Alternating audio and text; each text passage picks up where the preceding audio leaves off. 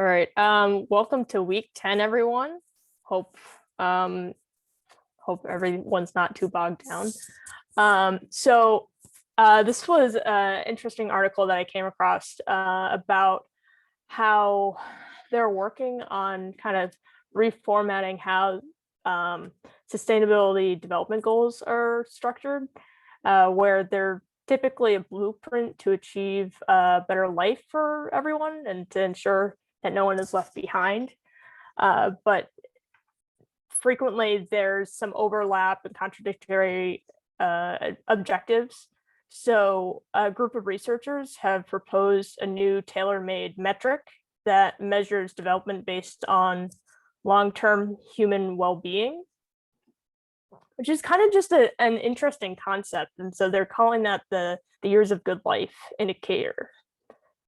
There's a lot of stuff still in development, and again, more controversy on on this front as well, but it seems like this will kind of shift over gradually from SDGs. So it'll be interesting to see how that impacts ESW as a whole.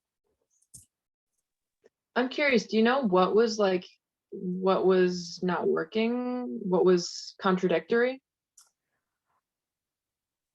I think the main part was that some people felt that they were too general, and that even though they have very set categories, that they overlap too much, which I can definitely see. But beyond that, I don't really know.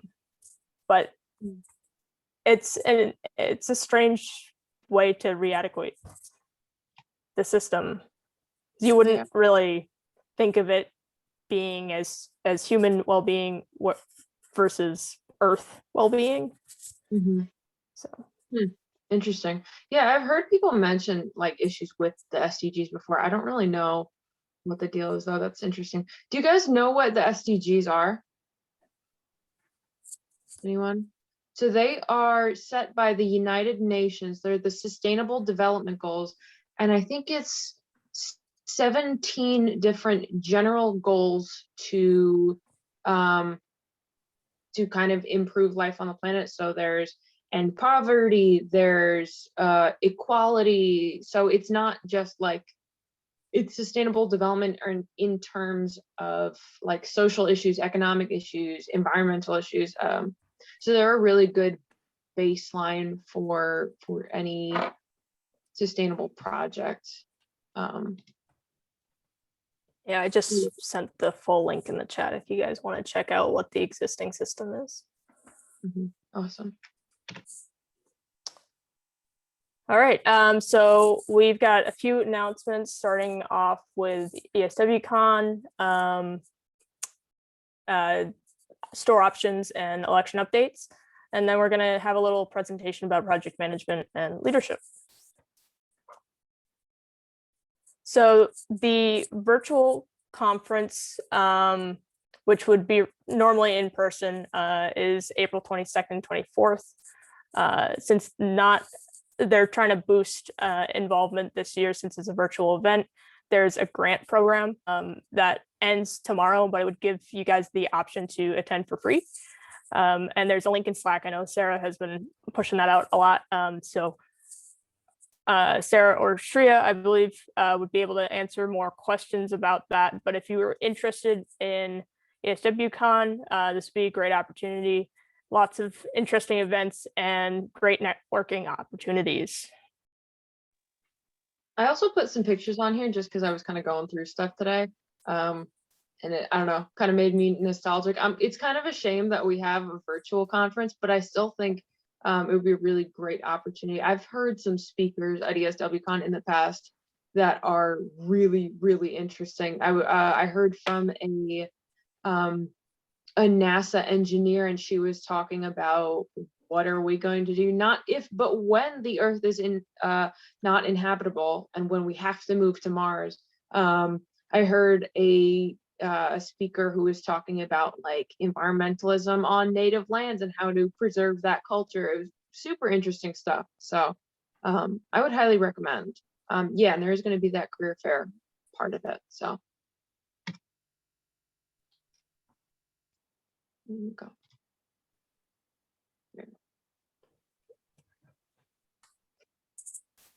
Shreya, are you able to take the slide?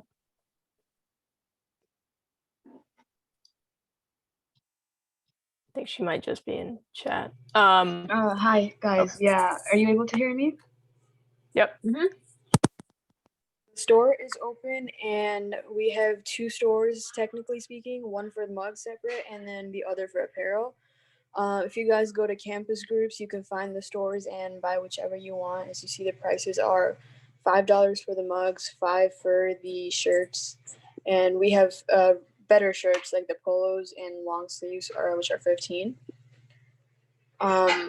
So if you guys are not able to access that, I can also send you a QR code, but it should be easy to go in if you click ESW and find stores underneath it.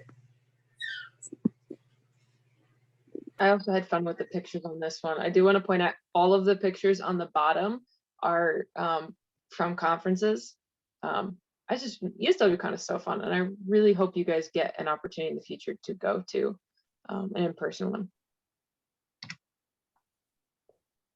All right, so next up, we're gonna have presentations from Eli and Miles as they are running for vice president and treasurer respectively. So if Eli, you want to take it away. I'm not sure you're up first, honestly. I set it at, yeah. Okay. There we go. Cool. Hey guys. So yeah, I'm Eli Cohn. My previous role on eBoard was as the event coordinator, and the project teams I've been on previously. I'm currently on the Hawaii rainwater capture, and I've worked with Jimmy on Insel Nest last semester. And you know, my other experience, I'm a mechanical engineering major, forgot to mention that.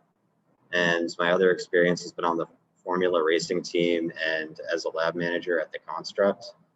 And so I was nominated for VP, and I'd like to be in that role because the projects have always been the thing that excited me most about ESW.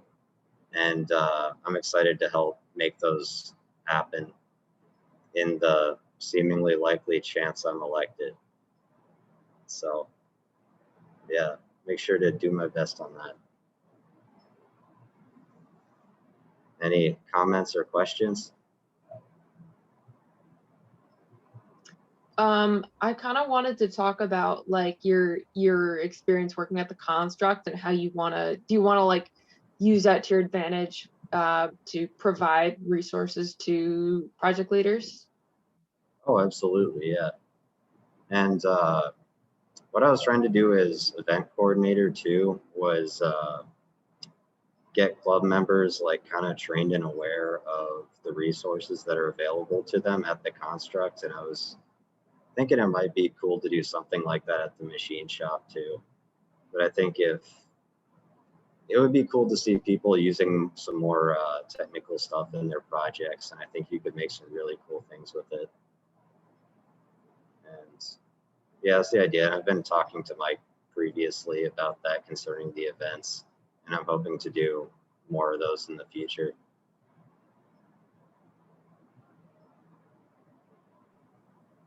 Nice. Any other questions for Eli? Awesome. Thank you then. And Miles, you are up. Hi, I'm Miles. I'm a first year, and this is my first real semester, I guess, with ESW. I'm from Massachusetts near Boston, mechanical engineer too, with the energy and environmental option. So I'll be doing like classes for sustainability and stuff like that later on in my 5-year plan. I participated in FIRST Robotics in high school, so that's some background. Because like I haven't really done any projects with ESW yet since my first semester, but I do plan on maintaining like contributions and working on more projects as my time progresses at RIT. I'd love to like help change things for the better around here environmentally, and I think I'd be good as a treasurer because like I'm good at like communicating formally because my mom's like helped me with that a lot with school, and I really like sustainability, and it's very important to me. I'd say I'm good with math and like numbers.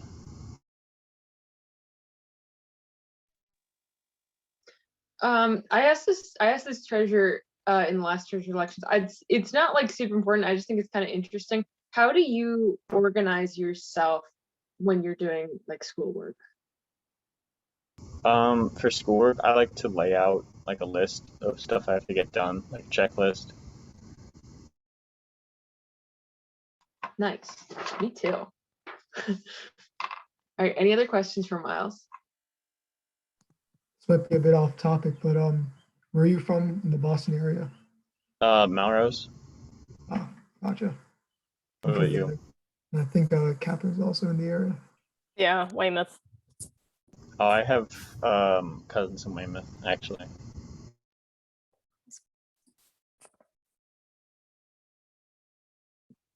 All right. Any other questions for Miles? Okay, awesome. Thank you guys, both of you. Clearly you guys are both running unopposed. I will not be sending out an elections form. So yeah, I will send an email kind of explaining where we go from here. All right, so that brings us to our project management 101 crash course. So we'll just be looking at assessing project goals, life cycle, and some things that can help you improve how you already lead a team or transition into a leadership role. So first thing is, don't think of project management as restrictive to a labeled project. Doesn't have to be ESW related, doesn't have to be school related. You are your own project manager. You have tasks as you go throughout the day, and you manage those tasks. As Sarah showed earlier, she's got her checklist in front of her. That is her project management system. So there are trade-offs to all of these, and I'm sure as engineering students, you're all familiar with triple constraint. So there are three main goals, and there are others. So scope, time, and costs are the big ones, and you have to figure out what your priorities are going to be. So in what instance would there be trade-offs between project goals? Can you guys think of some examples? Sure. It costs more money to get parts quicker sometimes. Absolutely. And sometimes that leads to trade-off of materials. So sometimes something is more readily available, but it doesn't necessarily give you the quality that you want. Right? So another one would be a customer wants you to add an extra feature, but it would push back your deadline. So you have to go through the design process again and see how that fits into your current project. Also, like contracting out work versus doing it yourself. Absolutely. Kind of similar to what Sarah said, but yeah. And who can produce your product better? Can you do it better in-house, or does someone with better equipment be able to do that? But again, it's going to cost more if you send it out, but it might save you time. So it's all a juggling act, and those are things that you can assess at the beginning of your project or as you go throughout your project as things come up unexpected. Very common to reassess this triple constraint and how it impacts your goals. So we can move on. So looking at your project life cycle, it's also lifestyle. So that brings in our triple constraint again. What are your main steps to accomplish your project? So brainstorming, you have to define your project, plan it, execute it and deliver. So how are you going to move through that process?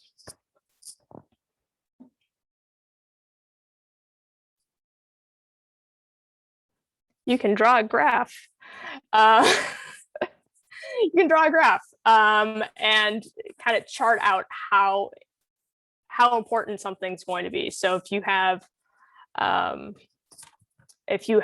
a kind of an extra to your project, that would be a low priority item. So that would be lower on your graph, wouldn't necessarily have a deadline. And it's, if you find yourself in a tight spot, it can be removed. So looking at levels of effort versus time. And then what do you think each of those steps might look like? If you have 3 main goals, each of a different priority, how much effort is each step going to take? I think it really depends on kind of how much work you've put into the project already and what step of the process you're on.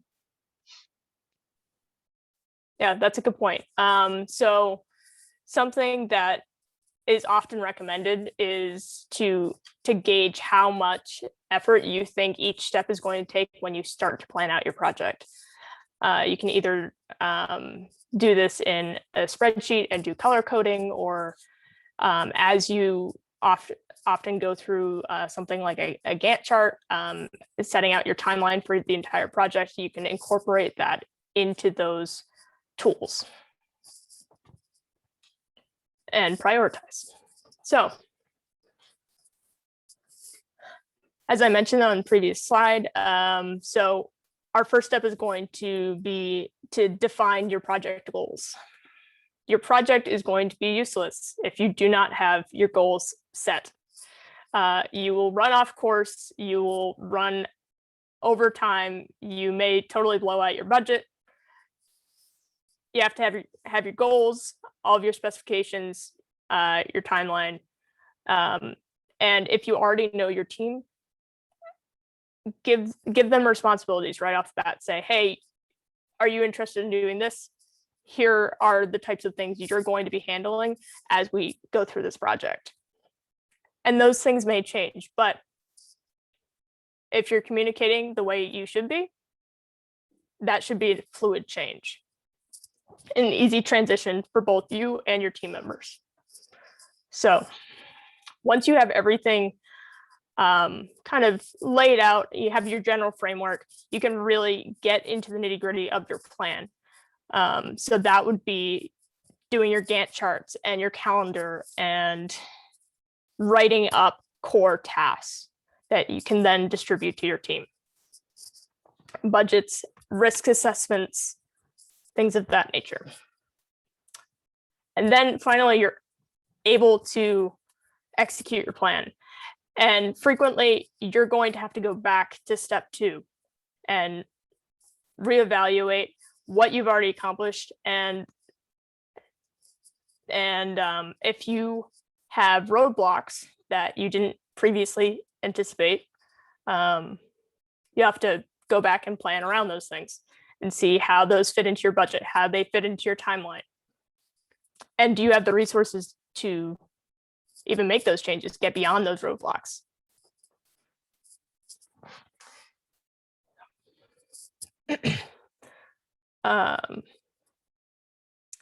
So what kind of specifications would need to be defined, or sorts of responsibilities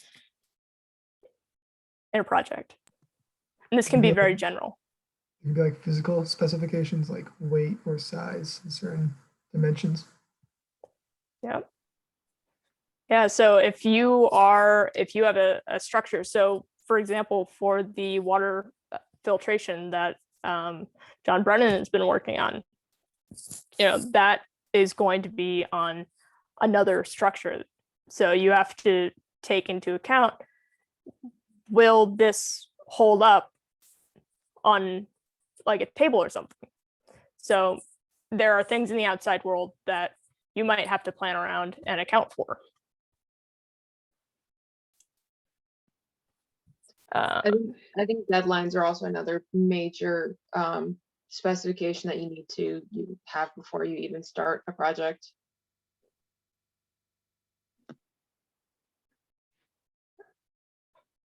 That is very true. I think for me personally, I love using Google Calendar. I use it religiously, and color code everything.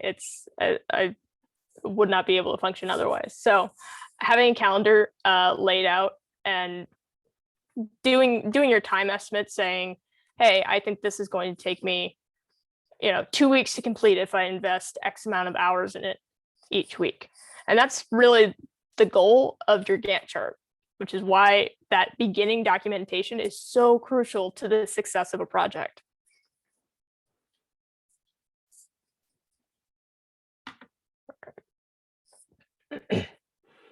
So the other thing you have to consider as you go through this is, who would you be delivering a status report to?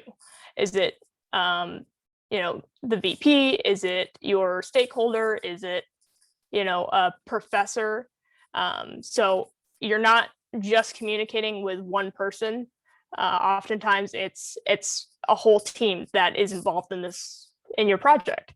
And you need to be transparent about all of those steps and your expectations. If you're running behind, don't try to cover it up, because that's going to get people angry. So communication is really key during all of these steps. And then you can deliver. So transfer documents, also really crucial. So if someone has to go back and recreate something you've done, or repair something, or make changes to, or make a copy and send it out to someone else, having documentation, again, crucial.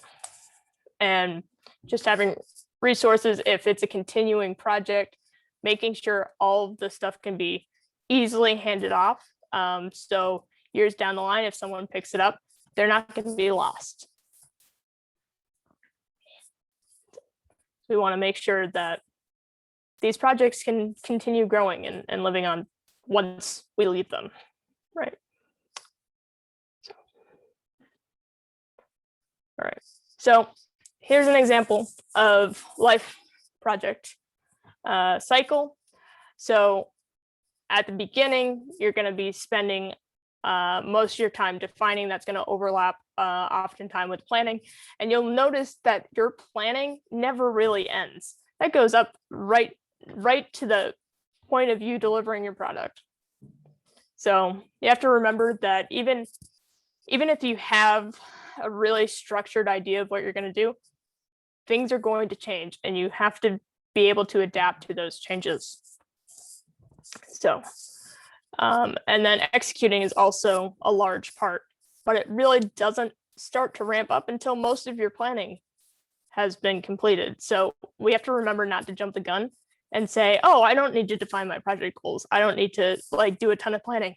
I have this great idea. Let's go do it. So I know we love to see results quickly and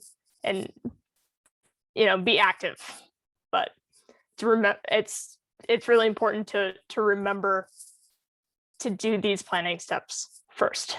So I know a bunch of you are mechies. Who hates flowcharts for programming? Yeah. So not fun, but does it make going through your code and making sure you have all of your components easier? Yeah. Definitely. Yeah. So same idea. Don't like doing all this stuff, but makes our life easier in the long run. Out of curiosity, what class are you guys doing flowcharts for code in? That's new for sure. Intro to programming with 117, Fly. Yeah. Okay, yeah, that didn't exist like 2 years ago. Okay, I was just curious. They revamped the curriculum like 2 or 3 years ago. So yeah, you wouldn't even be allowed to start your code until you had your flowchart. So there you go. Anyways, so leading a team. I've listed several important skills that I think are crucial to leadership. But I would like to hear your thoughts if you think I've left anything out. I think all of these are important, but the three main ones are going to be communication and organization, and ability to work efficiently and effectively. And that may sound like a lot of overlap, but working effectively is doing the right thing, and then working efficiently is doing the thing right, which can be hard to do. A lot of times one is done and then the other is kind of left behind. So we want to do both of those things, doing the thing right and doing the right thing. So if we plan accordingly and are adaptable, we should be able to achieve both of those things, doing the right thing and doing it correctly. I personally think another major skill for project leadership is enthusiasm, because if my project leader doesn't care about a project, there is no way I am going to. I'd need someone to kind of steer the ship, kind of both in terms of planning and logistics, but also in terms of keeping the group like into a project. I think that's really important. Yeah, that's very true. And we see that day to day in our classrooms, right? If a teacher is not passionate about their work, are you going to fall asleep in their class? Probably. So, well, I try not to, but well, sometimes it doesn't always work. Any other thoughts? It's a really good point. Is empathy for the people on your team and knowing, you know, what their limits are and not giving them too much work, stuff like that. Yeah, that's. Oh, yeah, sorry. No, go ahead, finish. And just being understanding if they make mistakes. Yeah, I think that's a really good point. And I did have influence and authority on here, but that is absolutely a really important counterpart of authority and influence, because if you are holding people accountable and being this crazy efficient boss, it's not going to make your team happy if they're feeling suffocated or they just had a bad week. So making sure that you're open and available to how do I want to say this? Be approachable and personable. I also think an interesting thing based off of that, I took I don't know if you guys have heard of Lean Six Sigma, but it's basically an industrial engineering kind of mindset in manufacturing specifically. But I took this class and they were talking about it's basically a lot of project management using statistics. And I found a really interesting thing that they mentioned in that is when something goes wrong, you don't blame the people, you blame the process, and you look at the process and you say, how can we improve this so this doesn't happen again? I thought that was awesome. Because I think it kind of, I've argued with people about this. I don't like the idea that people on a team have inherent value. I think that if a person is not effective on a team, that means they're not being used effectively for whatever reason. Absolutely. I wanted to add to that and I just totally lost the thought.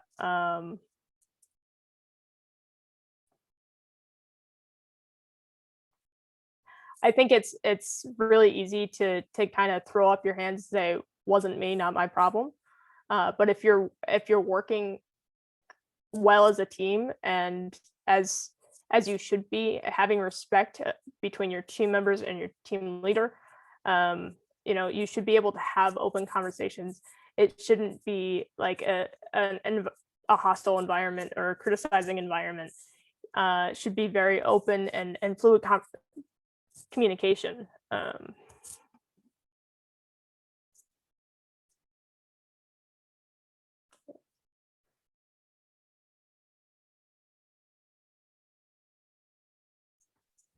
All right. So all of these should look very familiar.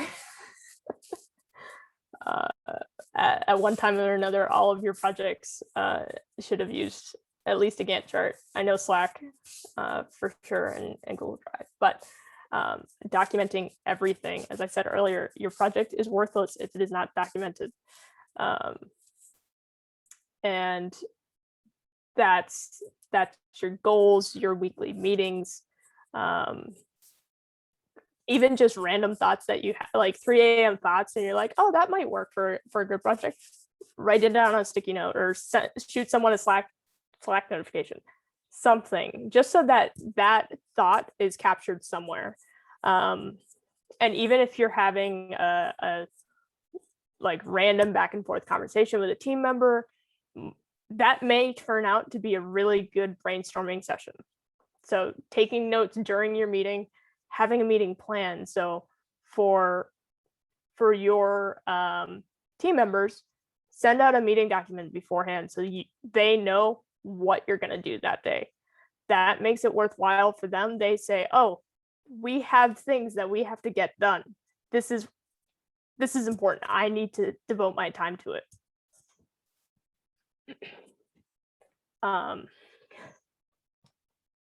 Because otherwise you just, at the end of the day, you look disorganized and something that can be blown off. And we don't want that. We want our projects to be successful and continuing at a steady rate.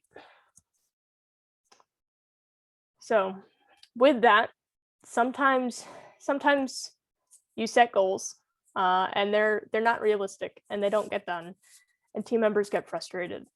So, and this can kind of go back to your risk assessment. So if you have a large task that needs to get done, break it down and make that a realistic goal. It may end up being 5, 10 steps even, but there's no need to eat the elephant in one bite, right? You want to take your time and make sure you're doing things properly, not rushing things. You don't want sloppy work. And we want happy team members, right? So being transparent and communicating consistently. So if say you're having talked to your stakeholder and you're unsure of that, wait, that's not the example I wanted to use. Say you're talking to a stakeholder and the information that stakeholder is sharing is crucial to your next meeting. If you don't keep your team updated, they don't think there's progress being made. So things might be at a standstill in their mind and put a stop on your project that doesn't need to happen. So if you are transparent about what you're doing and what your expectations are, it'll make it a lot easier for you and your team because you'll know exactly what needs to be done, what exactly is happening.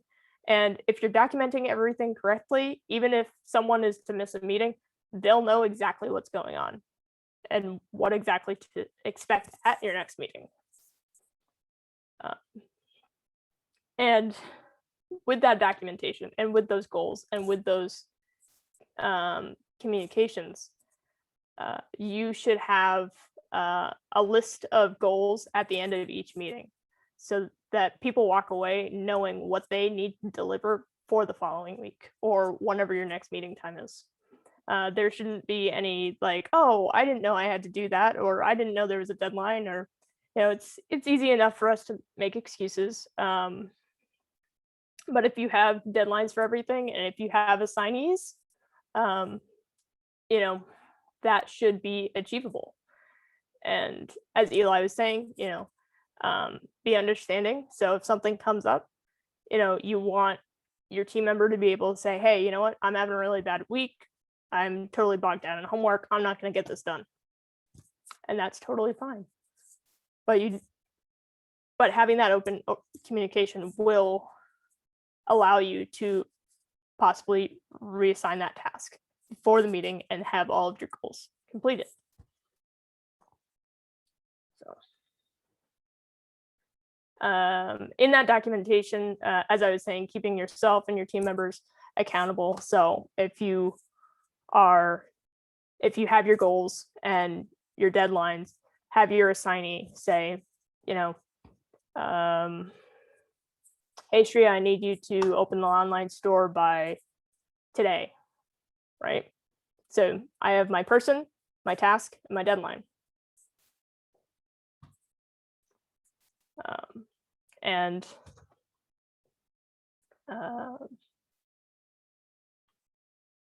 then hopefully it gets done. I happen to know the store is open, so. And then lastly, just set a good example for your team. If you are setting expectations for them, but you're not following them yourself, people aren't going to do it. So hold them to the same standard that you hold yourself. If you are not delivering on your tasks, they're probably not going to deliver on their tasks. If you're not communicating well with them, they are likely not going to want to communicate with you. And that's how things fall apart really quickly. We want to avoid that. So hold yourself to a high standard, and hopefully your team members will follow suit. And I would say that goes for involvement in the club as well. So if you're able to attend general meetings, it helps encourage your team members to do so as well, because you're showing, hey, this is worth my time. It should be worth your time too, if it fits in their schedule, things like that. But setting good, and again, as Sarah was saying, if people aren't passionate, you're not going to have passionate team members. Goes back to setting a good example. Catherine, do we provide PLs with a meeting agenda template? Not right now. Okay. I think there is one floating around in Drive that has not been updated in a while. Okay. But that's absolutely something that we should set up. We do use it for PL meetings, but I don't think that extends to project meetings at this Okay. point. Yeah, that would be a cool thing to. I'm just Yeah, curious. if I really like our eBoard meeting template, and I use it for my MSD team, and it works great. yeah, that's what I use for the PL meetings. Nice. And Yeah, I Peter love has that template. continued with that. It's a great template. Yeah, if we have time, I could show that afterwards, actually. In action. Yeah, actually, this is my last slide. So if we want to Perfect. bring that up, we have perfect Yeah, time. yeah, anyone feel free to ask questions while I am pulling this up. Yeah, I am open for interrogation.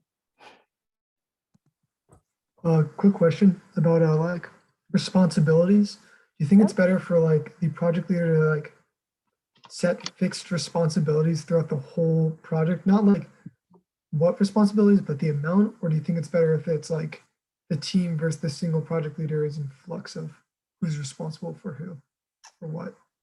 I think that should be an open and ongoing discussion, because yes, you can assess it by that person's general skills, but their interests may not lie in correspondence with what that project needs their skills for. So if they're doing something that they're not interested in, they're not going to deliver their top work. So again, it comes back to that open communication and making sure that you're giving them responsibility for things that they're capable of doing, but also are in their line of interest. Does that make sense? Yeah, thank you.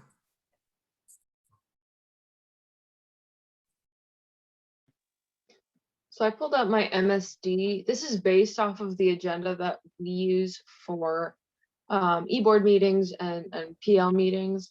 But it's basically, and this is up and they know exactly where to find things. We use Drive as well.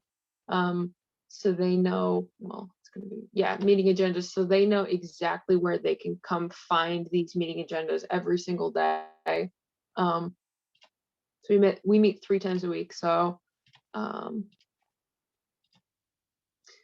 we basically have, and this is kind of where it's a bit different from what we use for eBoard, but we have a running list of action items.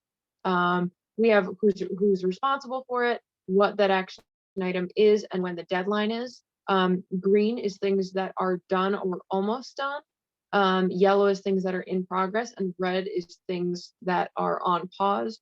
White is stuff that's either just kind of a note for us or something that's not relevant right now. So like our PCB bomb, we did update that, but we haven't had to in a while. So it's kind of on pause right now.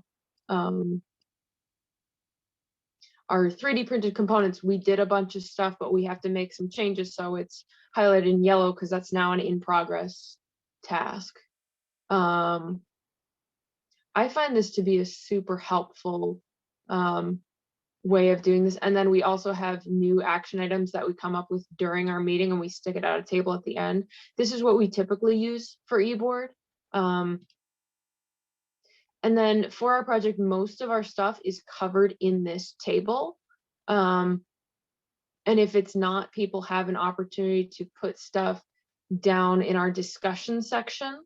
Either at the beginning or as we go throughout our meeting docs, we know what we need to talk about. I am such a big advocate of having a meeting agenda because otherwise I found project meetings are disjointed. The PL doesn't know exactly what they're going to talk about. Maybe this is me just being a person who can't store a ton of information in my brain at once without having it on paper. But I think this helps a lot with that visibility and clear communication to other people on your project team so they know exactly where you are at. I was going to mention this before. I think this also for me is a great way to, I know exactly what our action items are. If I have questions about those, I can ask, I know who to ask and I can ask them right there, and I can make notes on what those actions are right in here so I can remember that for next time. Yeah, I really love this format of agenda. But even if you have a different format of agenda, I think that is like one of the most critical things to a successful project that keeps moving forward.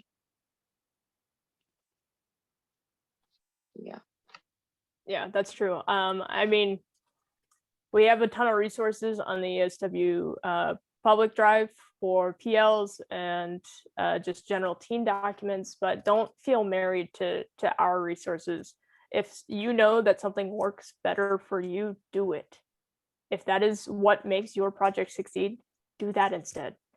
You know, you don't have to use the same template as the eBoard and PL meetings. Hey, you might want to do an Excel spreadsheet so you can break down into subcategories. So for InselNest, they broke down into 4 or 5 teams. So each team could have their own Excel sheet with tasks that are color coded, and you know, as long as you achieve that same function, as long as it works, great. And always open to suggestions. So, you know, something that you may have figured out, share it with the other team members or the PLs or eBoard. You know, it might work for someone else. I wanted to share this as well because I know all of the project teams use a Gantt chart. I don't know if everyone has actually had experience using a Gantt chart. This is kind of an intense one. This is also for my MSD team. So we've got all of our tasks through all of our phases. Like this is phase 1 and we're on phase, we finished phase 7. So this is over 2 semesters, but we've got all of our stuff labeled by who's working on it, what % completed it is. how long the task is going to take, when does it start, when does it end. This is also using Microsoft Project, which is, you definitely don't have to use something like this. There are a lot simpler programs. But the gist of a Gantt chart is it's labeled by who's working on it, and it shows the timeline. It also shows this, like this arrow here, it shows some dependencies. And this is not something that we set. Was this the end? No, I'm not sure what happened here. I don't know why that's blank. It's weird. Here we go.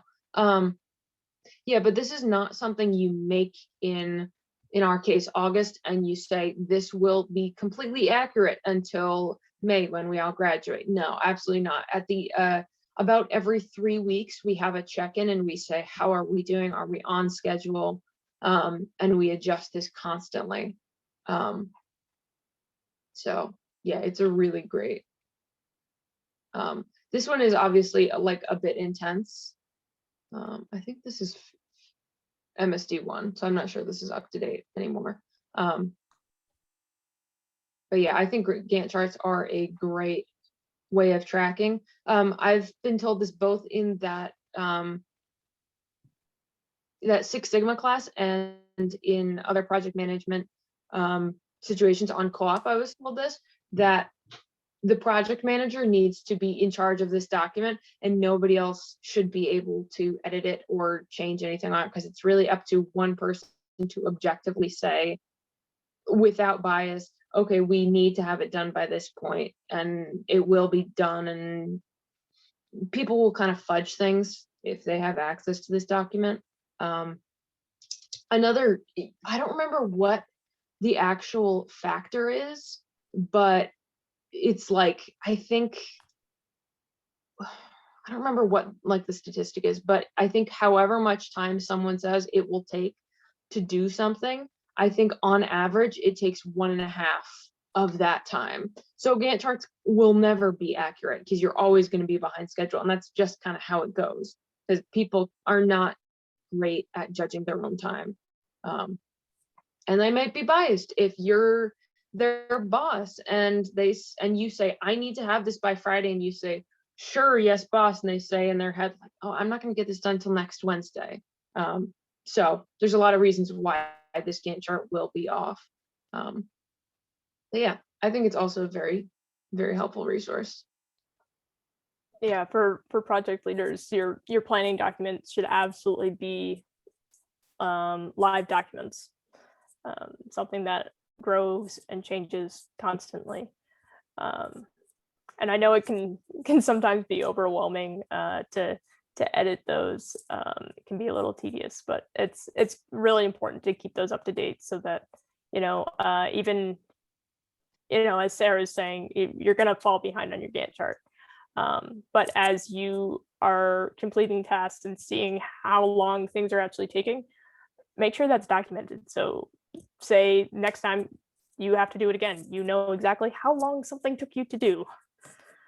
And then for, project members, even if you can't edit those planning documents, don't be afraid to ask for them.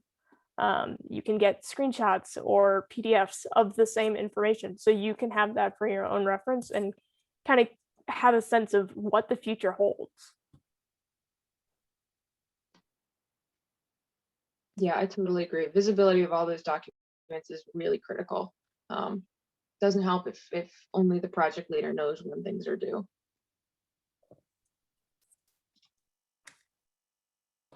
All right. Any other questions?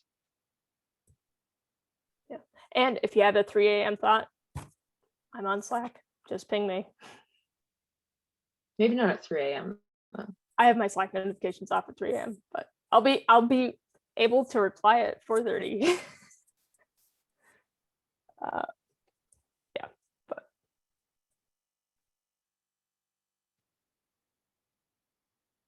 all right, if nobody else has any other questions, then I think we are going to say goodbye for tonight. I hope this was useful for you guys. I always find stuff really interesting. And yeah, don't forget the ESWCon stuff and the store. I think those are the two biggest things right now. yeah, deadline for ESW con is tomorrow, so don't dilly dally. Right. All right. See you guys. I hope you have a good week 10. See ya. Bye.